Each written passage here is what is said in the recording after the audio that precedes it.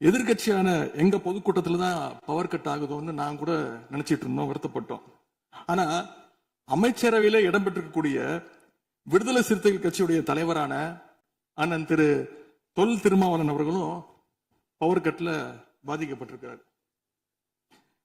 விடுதலை சிறுத்தைகள் கட்சியுடைய தலைமையகத்துக்கு முன்னாள் ஒன்றிய அமைச்சர் முன்னாள் அமைச்சர் அண்ணன் ப சிதம்பரம் அவர்கள் போயிருக்காரு. ஒரு உள்ள போனோடனே கரண்ட் கட் ஆயிடுச்சு. கிட்டத்தட்ட 1 மணி நேரம் 2 பேரும் இருட்டிலே உட்காந்து பேசியிருக்கிறாங்க. கரண்ட் வருமா வராதான்னு, ஏசி ஓடல, வேர்த்து கொட்டி 2 பேரும் பேசிட்டு இருந்திருக்காங்கன்னு அண்ணன் திருமா அவர்களே பதிவு போட்டிருக்கிறார். இந்த ஆட்சியில தமிழ்நாட்டுடைய தலைநகரத்துக்கு இதுதான் நிலைமை. பவர்ல ஷேரிங் கொடுத்த ஆளுங்கட்சியால அவங்க அமைச்சரவையில் இருக்கக்கூடிய கட்சியுடைய அலுவலகத்துக்கு பவர் கொடுக்க முடியாம இன்னைக்கு தடுமாறிட்டு இருக்கிறாங்க. ஏன் இன்னும் சொல்ல போனா 2 நாளைக்கு முன்னாடி ஆளுங்கட்சியோட ஹெட் ஆபீஸ்லயே கரண்ட் கட் ஆயிடுச்சு.